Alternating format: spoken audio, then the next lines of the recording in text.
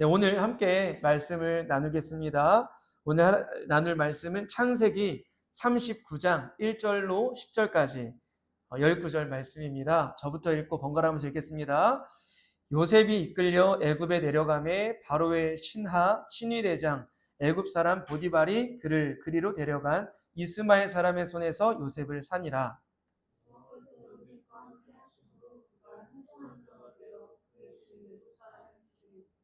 그의 주인이 여호와께서 그와 함께 하심을 보며 또 여호와께서 그의 범사에 형통하게 하심을 보았더라.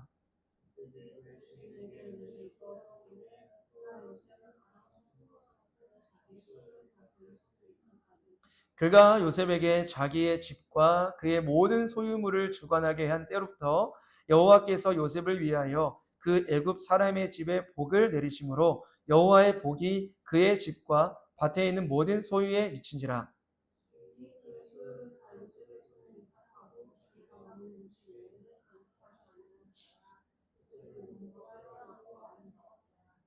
그 후에 그의 주인의 아내가 요셉에게 눈짓하다가 동침하기를 청하니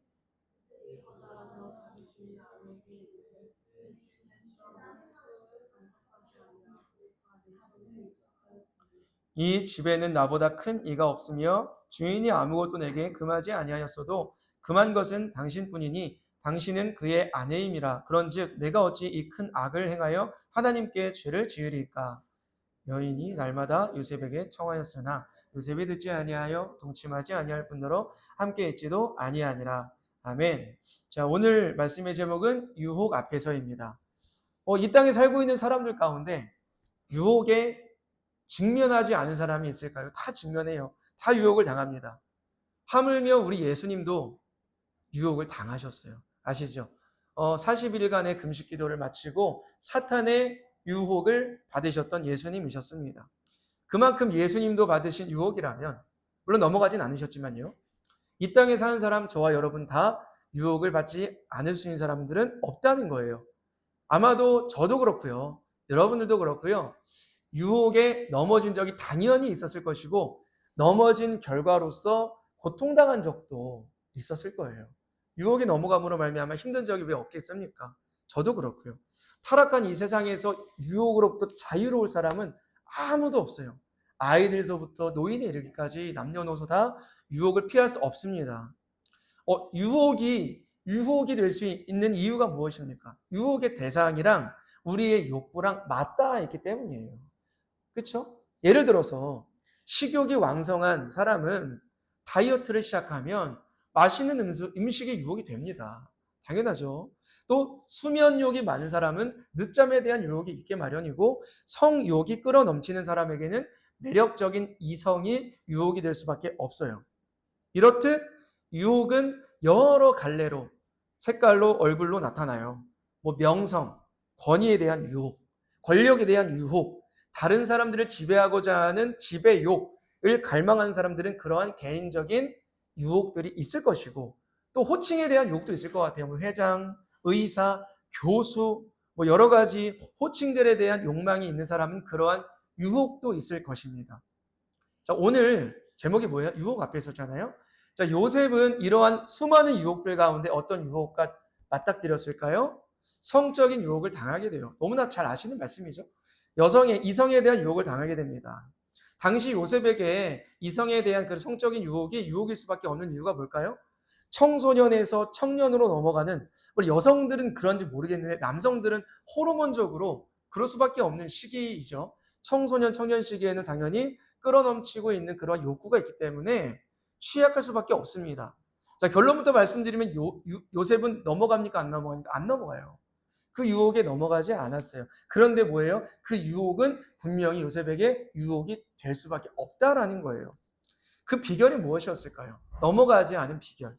그리고 우리에게 찾아오는 매일의 유혹들에 어떻게 대처해야 될까요? 오늘 이 요셉에 대한 말씀을 통해서 함께 나눠보려고 합니다. 자, 지난 시간 말씀 기억하죠? 요셉은 미디안 상인들에게 노예로 끌려가게 되고요. 누가 요셉을 삽니까? 애굽의 바로 왕의 친위 대장, 다른 말로 경호 대장이었던 보디발이 요셉을 삽니다. 자, 보디발은 그냥 평범한 사람이 아니에요. 학자들에 의하면 바로 다음으로 버금가는 권력을 갖고 있었을 것이다. 왜냐하면 오늘날로는 국방부 장관급이거든요. 근데 그 당시에는 국방부장, 군대를 통솔하는 사람이면 우리나라의 국방부 장관보다 더 권력이 있겠죠. 군대를 통솔할 수 있는, 전 군대를 통솔할 수 있는 사람이거든요. 유대학자인 알프레드에 의하면 이 보디발은 이런 별명이 있었을 거래요. 사형 집행 대장. 그만큼 보디발은 사람들의 생과 사를 좌우할 수 있을 정도로 엄청난 권력을 갖고 있을 것이다. 많은 것들을 소유하고 많은 명예와 많은 권위를 갖고 있었겠죠. 요셉이 그 보디발의 집에 종으로 끌려가게 되었다라는 거예요. 어떤 사람들이 이렇게 말해요. 아, 그래도 요셉이 보디발이라는 사람의 집에 노예로 갔으니 출세한 거 아니냐라고 말하는 사람이 있지만 절대 그렇지 않죠. 어떻게 출세할 수가 있겠어요? 뭐 거기에 직업을 갖고 직장인으로 들어간 게 아니잖아요. 노예로 들어간 거예요. 그러니까 출세로 말할 수가 없습니다. 그런데 또 재미있는 게 뭔지 아세요? 성경은 요셉의 이런 상황에 대해서 출세라고 말은 하지 않지만 어떻게 보면 더 좋은 말을 써요. 형통한 자다. 형통했더라. 라는 말을 쓰고 있습니다. 2, 3절을 함께 읽어볼까요? 함께 읽겠습니다. 시작. 여호와께서 요셉과 함께 하심으로 그가 형통한 자가 되어 그의 주인 애굽 사람의 집에 있으니 그의 주인이 여호와께서 그와 함께 하심을 보며 또 여호와께서 그의 범사에 형통하게 하심을 보았더라. 이상하죠? 우리의 기준으로는 뭐예요? 요셉이 망하게 되었으므로 주인 애굽 사람의 집에 종으로 끌려갔더라. 이렇게 말하는 게 당연지사잖아요. 인생이 망했더라. 그 편애를 받던 아버지 집에서 귀하게 자라던 채색 옷을 입고 있던 요셉이 노예의 옷으로 갈아입고 살아가야 되는 겁니다. 망한 거예요, 사실은. 그런데 성경은, 하나님은 요셉에 대해서 형통한 자가 되었다라고 말을 해요. 세상은 어떠한 자에 대해서 형통한 자가 되었다. 여러분들은, 우리는 보편적으로 어떠한 자에 대해서 형통한 자라고 말을 합니까? 내 뜻대로 길이 열리는 사람. 내가 원하는 것을 얻었을 때 형통했구나, 만사 형통했구나 라는 말을 씁니다.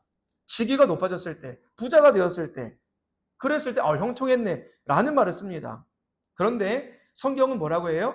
파란색 글씨를 보니까 요셉과 누가 함께 했으므로, 여호와께서, 예수 그리스도가, 하나님께서 요셉과 함께 했으므로 형통한 자가 되었다라고 말을 하는데, 그럼 요셉의 형통은 어디에 근거한 겁니까?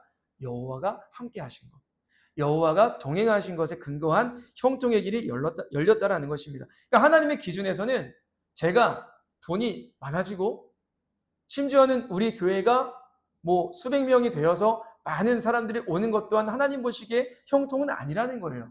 무엇이 기준이라는 거예요? 하나님께서 동행하시는 그 자, 하나님께서 함께 하시는 그 상태가 하나님 보시기에는 형통한 자다라고 말을 하는 거예요. 이 요셉은 지금 자기가 인생을 계획할 수가 있을까요, 없을까요? 내 인생은 일주일 뒤에 이런 인생이 펼쳐지면 좋겠고 1년 뒤에 나는 이러한 인생을 살아봐야겠다라고 전혀 계획할 수 없는 인생이에요. 왜요? 종이잖아요. 앞, 뒤가 막혀 있습니다. 어찌 보면 이런 것 같아요. 좀 극단적인 걸 수도 있는데 하나님께서 한 사람의 인생을 통해 역사하시고 끌어가시는 때는 바로 이러한 때인 것 같기도 해요. 앞뒤가 막혀있는 상황, 내 뜻대로 내가 컨트롤할 수 없는 상황에 하나님께서 일하시기 시작하시는 그때인 것 같기도 합니다. 왜냐하면 저에게 넘쳐나는 자신감이 있고 내 인생을 내가 좌우할 수 있을 것만 같을 때는 사실 죄인인지라 하나님을 의지하지 않거든요. 나에게 건강이 충만하고 물질이 있고 지혜가 충만하고 사람들이 다 저를 잘 따를 때에는 하나님보다는 제가 저를 의지하죠. 내 마음대로 컨트롤할 수 있다 생각하죠. 자, 여러분들의 삶이 답답할 때가 있으셨죠. 언제 그랬어요? 내 인생을 내 힘과 의지로 컨트롤하기 어려울 때가 답답하지 않습니까? 이 문제를 해결할 방법도 보이지 않고 내가 꿈꾸고 계획한 것과는 정반대의 삶이라는 생각이 들어서 다시 시작해 보고는 싶지만 그러한 용기와 여건이 받쳐주지 않을 때는 형통과는 전혀 상관없는 삶인 것 같잖아요.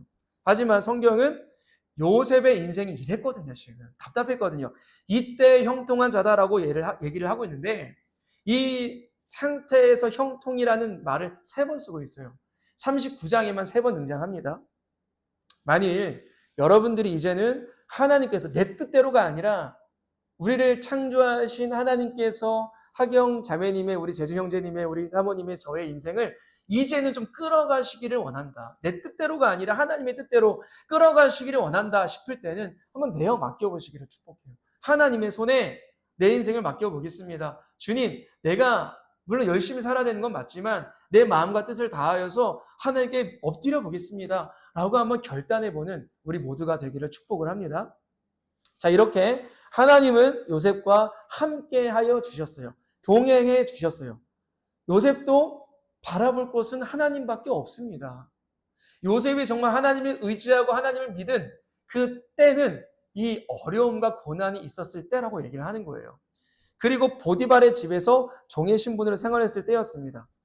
그런데 놀라운 것은 여러분, 보디발이 애굽 사람이에요. 하나님 믿어요, 안 믿어요? 안 믿어요. 보디발은 하나님 믿지 않는 사람입니다. 그런데 성경을 보면 재미있는 구절이 있어요. 보디발이 봤을 때 요셉이 하나님과 함께하는 자였고 그래서 형통한 자라는 걸 눈으로 봤대요. 이상하지 않아요? 보디발의 눈에는 요셉이 한낱 종이에요. 근데 보디발이 요셉을 봤을 때 쟤 참 형통하네. 쟤 정말 하나님이 함께 하시는 것 같네라는 걸 깨달았다는 거예요.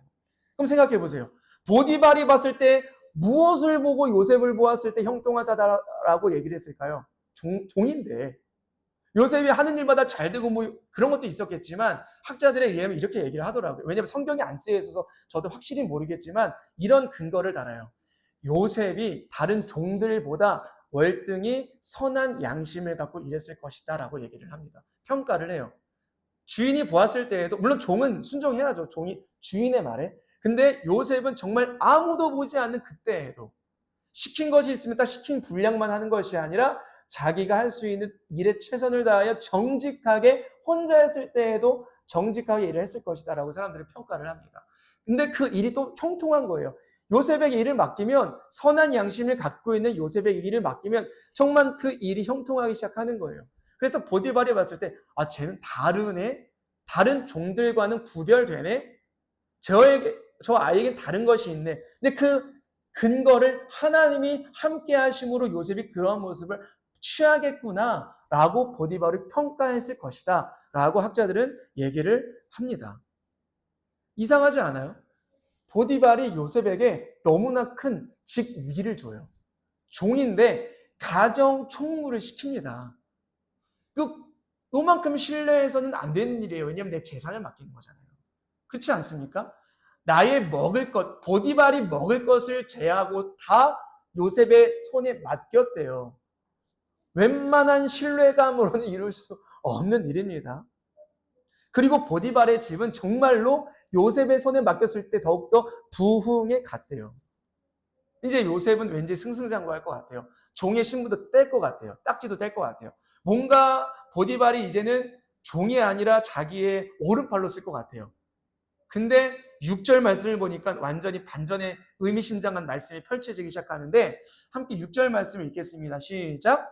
주인이 그의 소유를 다 요셉의 손에 위탁하고 자기가 먹는 음식 외에는 간섭하지 아니하였더라. 요셉은 용모가 빼어나고 아름다웠더라. 여러분, 여기까지는 그러려니 해요. 간섭하지 아니하였더라까지는 그러려니 해요. 잘했구나. 일을 잘했구나. 근데 그 다음 구절 보니까 좀 이상하지 않아요? 생뚱맞네? 갑자기 이거예요. 요셉은 차은우급으로 잘생겼더라. 뭐 이런 말이 나오지 않습니까? 이거 왜 나와요, 갑자기?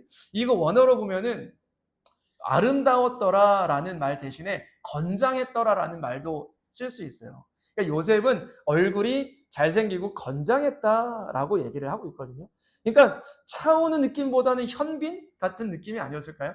차오는 건장보다는 이렇게 꽃미남이잖아요. 현빈은 건장하고 이러니까요. 그런 느낌이었으려나 싶기도 해요. 키도 크고 그러니까. 그런 모습을 갖고 있었대요. 근데 이 말을 보니까 뭔가 이제 사단이 날 것 같아요. 사건이 등장할 것 같습니다.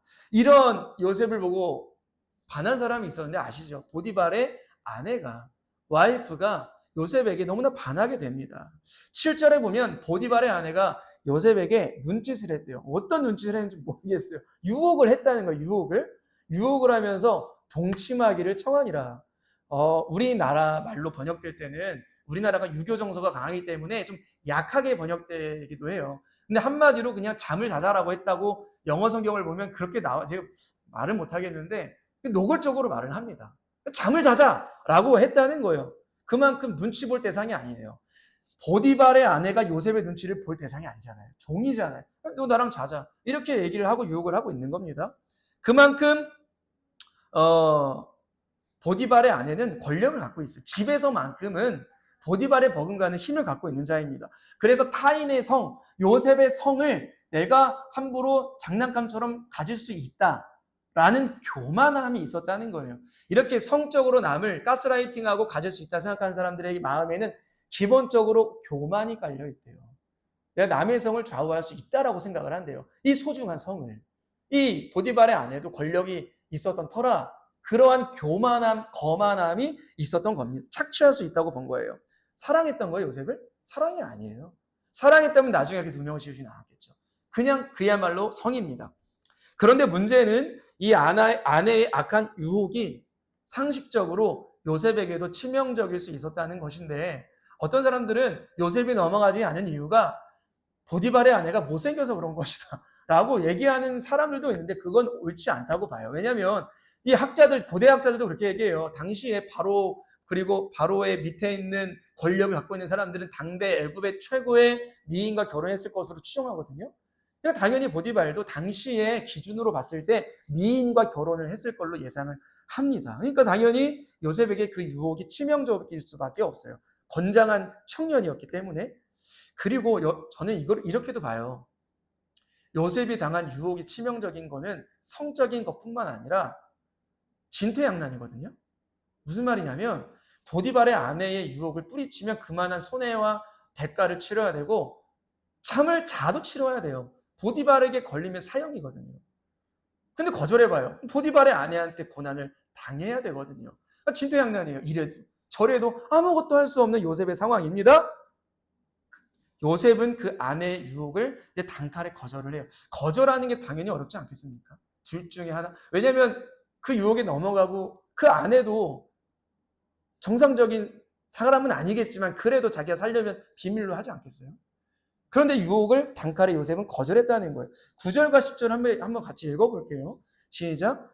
이 집에는 나보다 큰 이가 없으며 주인이 아무것도 내게 금하지 아니하였어도 금한 것은 당신뿐이니 당신은 그의 아내임이라. 그런즉 내가 어찌 이 큰 악을 행하여 하나님께 죄를 지으리이까. 여인이 날마다 요셉에게 청하였으나 요셉이 듣지 아니하여 동침하지 아니할 뿐더러 함께 있지도 아니하니라.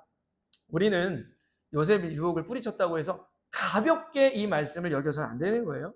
왜냐하면 요셉이 거절했다는 건 어떻게 보면 목숨을 건 거절이에요. 정말 마음을 다하여 거절을 한 거거든요. 요셉이 지금 종인 건 맞지만 이 집에서만큼은 종들 중에서 승승장구하고 있는 건 맞아요. 이렇게 얘기해요. 성공 후에 뒤따르는 유혹이 있잖아요. 이 성공 뒤에 따르는 유혹은 역경의 때의 유혹보다 수십 배 심리적으로 강하대요. 역경의 때의 유혹보다 더 강하대요. 그리고 성공 후에 오는 유혹이 교활하기까지 하다고 합니다. 요셉은 정말 번성하고 있었고 보디발은 모든 것을 요셉의 손에 두었습니다. 바로 이러한 때에 찾아온 유혹은 더 달콤했을 거예요. 그 성적으로 보면 달콤했을 겁니다. 여러분들에게도 저에게도 이러한 유혹이 있을지 몰라요. 하나님께서 복을 주셔서 일이 잘 풀리고 이제 두 발 뻗고 잘 수 있을 것 같은 그때에 거절해야 되는 유혹들이 있어요. 성적인 것뿐만 아니라 그 외에 거절을 해야 되는 죄의 유혹들이 있습니다. 너무나 달콤했던 그 유혹들. 우리가 그때 그 유혹에 어떻게 대처를 했습니까? 분명 나의 신앙적 양심은 하나님은 거절해라. 이거에 넘어가면 너만 손해다. 지금은 달콤하지만 넘어가서는 안 된다라고 하나님께서 양심이 또 소리치고 있는데 우리의 마음은 그 순간 너무나도 넘어가고 싶은 마음에 넘어간 적도 있었을 거예요. 어떻게 이길 수 있겠습니까? 유혹은 늘 그런 것 같아요. 아주 교묘하게 찾아와요. 선악과 먹은 아담과 하와에게도 뱀이 교활하고 교묘하게 찾아왔어요.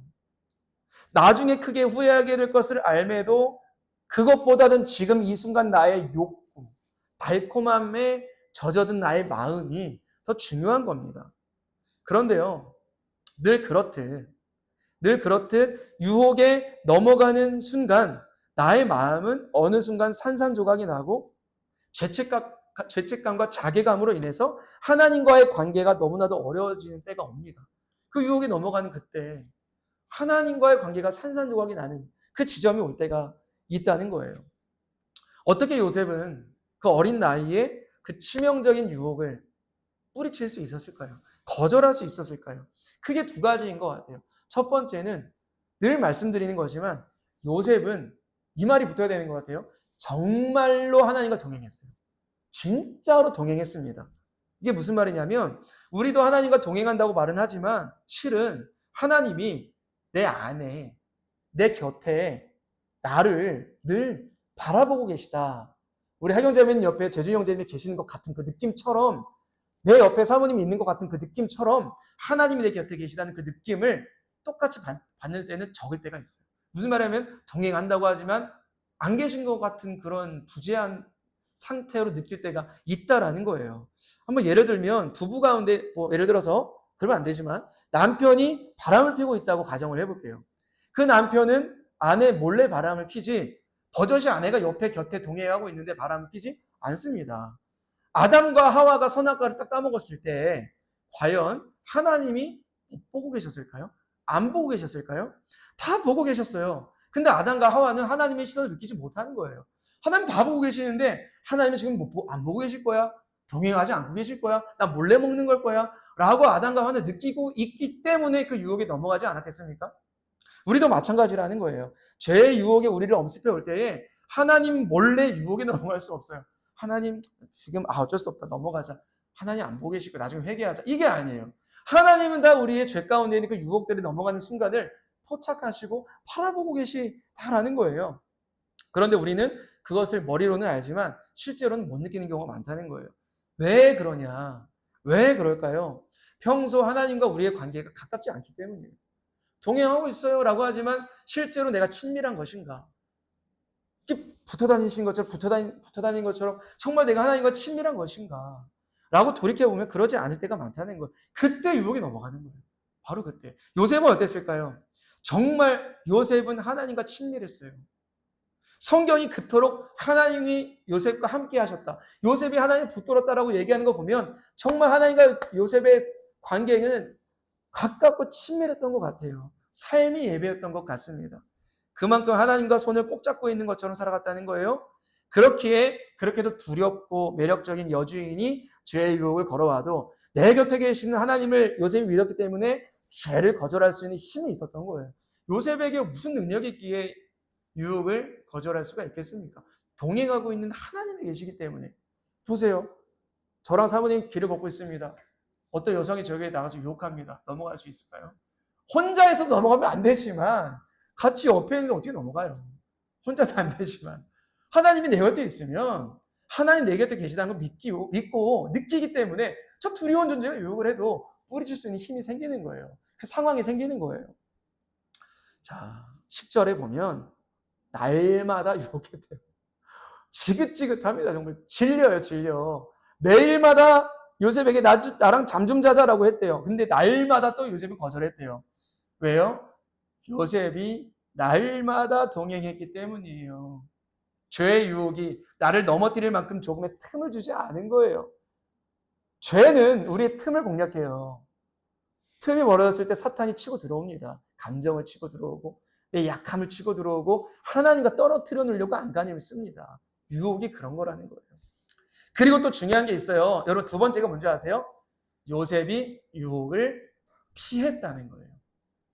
그 여주인과 함께 있지도 아니하였더라. 피했더라. 괜시리 내가 그 유혹이 너무나 달콤해서 한번 좀 가까이는 있어 볼까? 좀 옆에 있어 볼까? 그런 게 아니라는 거예요. 여주인의 눈에 띄는 행동을 아예 하지도 않았을 뿐더러 가까이 있지도 않았다는 거예요. 아담과 하와가 뱀 앞에서 그리했어야 돼요. 뱀 앞에서, 선악과 앞에서. 그 뱀을 잡아다가 목을 쳐버리거나 아니면 선악과 앞에서 아예 떠났으면 될 일입니다. 피했으면 되는데 계속 선악과를 묵상하고 있는 거예요. 뱀의 말을 묵상하고 있는 거예요. 떠나면 되는 것을. 인간이 죄의 유혹에 넘어지는 가장 큰 이유는 그 유혹의 달콤한 냄새에서 계속 막고 있는 거예요. 막고 있는 거예요. 떠나야 되는데 막고 있는 거예요. 다이어트하고 있는데 그 치킨 냄새 맡고 있는 거예요. 피할 수 있으면 피하면 되는데 맡고 있는 거예요. 물론 어쩔 수 없이 부득이하게 그 유혹의 자리를 떠날 수 없는 상황도 있죠. 당연히 있겠죠. 하지만 대부분은 우리가 그 자리를 떠날 수 있었음에도 곁에 두었기 때문이기도 합니다. 우리 첫째에게 핸드폰이 있어요. 첫째가 말합니다. 아빠, 나 유튜브 그냥 지워버려줘. 왜? 있으면 제가 자꾸 보고 싶어져. 지워버려줘라고 얘기하는 거예요. 뭐예요? 피하는 겁니다. 아예 싹을 잘라버리는 거예요. 왜냐면 저 부모의 동의 없이는 어플을 깔 수 없기 때문에. 지워버리는 일을 하는 거죠. 요셉이 여주인 곁에 가지 않은 이유도 이와 같아요. 그냥 유혹받을 가능성을 잘라버린 겁니다. 성경은요, 우리더러 유혹과 맞서 싸워라. 유혹과 어떻게든 한번 유혹 가운데에서 이겨내봐라 라고 말하기보다는 피하라라고 얘기를 해요. 주님은 우리의 연약함을 아십니다. 그래서 디모데후서는 이렇게 얘기를 하고 있어요. 제가 읽어드릴게요. 또한 너는 청년의 정욕을 피하고 주를 깨끗한 마음으로 부르는 자들과 함께 의와 믿음과 사랑과 화평을 따르라. 방향성이에요. 방향성. 성경은 우리의 방향성을 강조합니다. 여기서는 청년의 정욕을 말하고 있는데 정욕뿐만 아니라 우리를 넘어뜨리려는 모든 욕구를 다 대입할 수 있어요. 명예욕, 성욕, 수명욕, 식욕, 여러 가지 죄의 유혹들을 다 대입할 수 있습니다. 분명 그것이 그리스도인으로서는 도저히 용납할 수 없는 죄된 유혹이라면 그 삶의 자리를 피할 수 있으면 피해라. 그리고 너가 하나님을 기쁘게 할 수 있는 자리로 옮겨라. 방향으로 가라. 라고 얘기하고 있어요. 친구들을 만나면 맨날 그 친구들은 누군가를 험담하는 거예요. 걔는 개념이 없어. 걔는 이기적이야. 걔는 자기밖에 몰라. 걔가 왜 어떻게 했더라. 이런 험담을 하다 보면 나도 그 험담이 달콤하잖아요. 사실은 그 자리에요. 나도 자꾸 하게 되는 거예요. 하나님이 안 기뻐하시는데 자꾸 같이 험담을 하게 되는 거예요. 내가 그 대화를 선한 방향으로 이끌 수 없다면 하나님은 그 자리를 피해라. 피할 수 있으면 피해라. 라고 얘기하고 있는 겁니다. 바울은 또 이렇게 말해요. 예수님을 깨끗한 마음으로 부르는 자들과 함께하여 의를 따르고 믿음을 따르고 사랑을 따르고 화평을 따르라. 바울이 말합니다. 디모데에게 얘기를 하는 거예요. 디모데를 따른 성도들의 얘기를 하는 거예요. 너의 연약함을 안다. 그러니까 함께 교제하기를 힘써라. 믿는 자들과 함께. 그래서 여러분 교회 안에서의 교제가 이런 것 때문에도 중요한 것 같은 게 교회 안에서 공식적인 교제장이 열리면 거기서 험담할 수 있어요? 없어요? 덜어 있나요? 옛날에 뭐 있었나요? 아니 지금 뭐 우리가 공식적으로 여기서 나눔을 하면 목사님 근데요 누구 자매가 참 개념이 없어 이런 말 할 수 없어요. 의를 따르는 대화, 깨끗한 마음을 따르는 대화를 할 수밖에 없는 장치가 마련이 됩니다. 그런 장치를 우리가 찾아야 되는 거예요. 요셉은 그걸 알았어요. 자기가 하나님과 동행하기에 성적인 유혹을 맨날 내가 거절할 수 있을 것이다 라고 자신한 게 아니라 나도 넘어질 수 있는 청년이기 때문에 피해야겠다 라는 지혜를 발휘한 겁니다.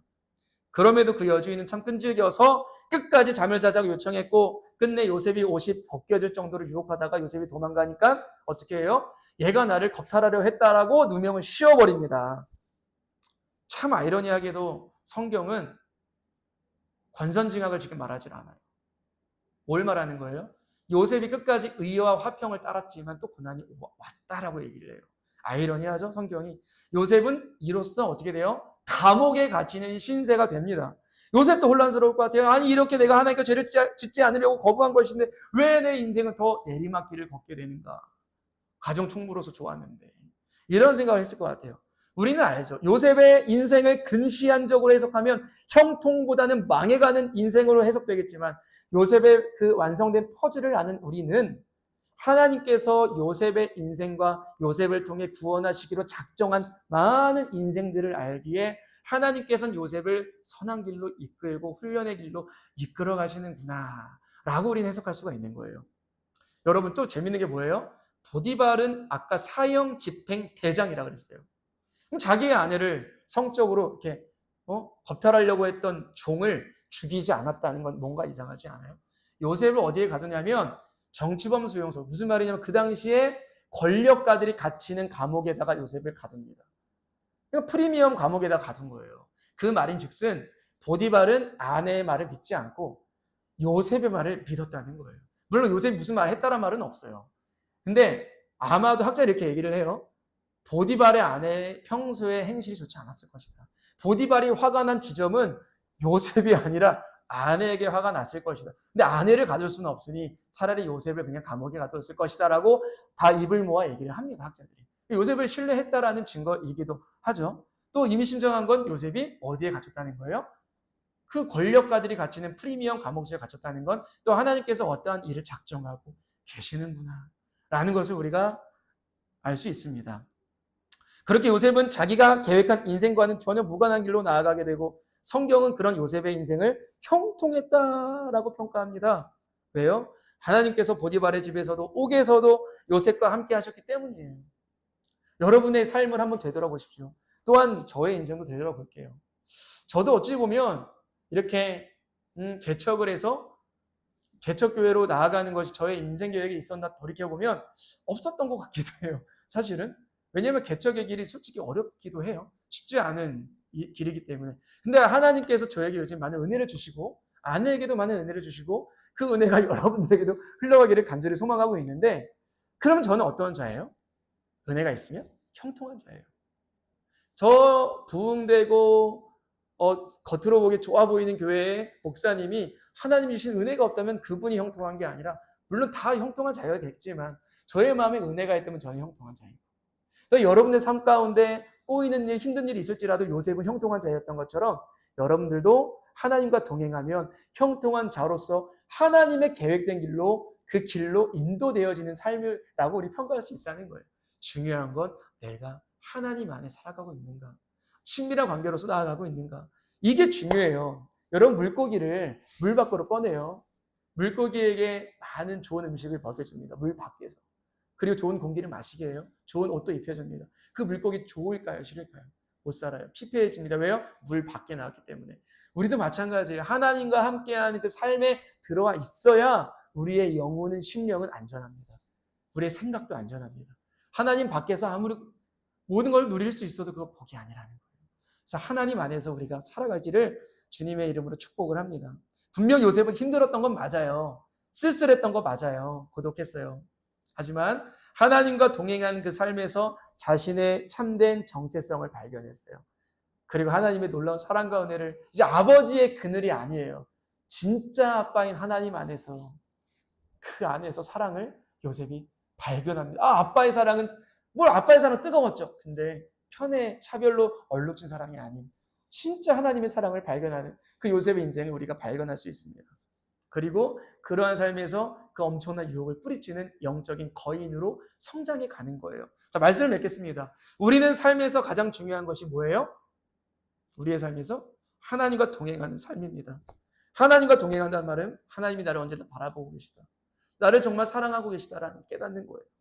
하나님이 나와 함께 하심이 부담스럽고 버거운 것이 아니라 제일 복된 길, 안전한 길, 하나님의 그 따뜻한 사랑이 나를 두르고 있음을 깨닫는 것, 그것이 우리의 복입니다. 그러한 때에 찾아온 유혹들이 있죠. 죄의 유혹들이 있죠. 능히 이길 수 있는 거예요. 피할 수 있는 지혜를 발휘할 수 있는 거예요. 저는 알아요. 저와 여러분들에게 또 한 주간 달콤한 크고 작은 유혹들이 찾아온다는 거 알아요. 화내고 싶은 유혹, 험담하고 싶은 유혹, 또 어떠한 욕구를 충족시키기 어떠한 유혹들. 여러분의 능력으로 그 유혹들과 싸우지 마시고 하나님과 동행하여 그 유혹에서 승리하시기를 주님의 이름으로 진정으로 축복합니다. 하나님과 동행함이 능력이고 그 손이 우리를 유혹으로부터 지켜줄 것입니다. 우리 함께 말씀 붙들고 기도하면 좋겠습니다.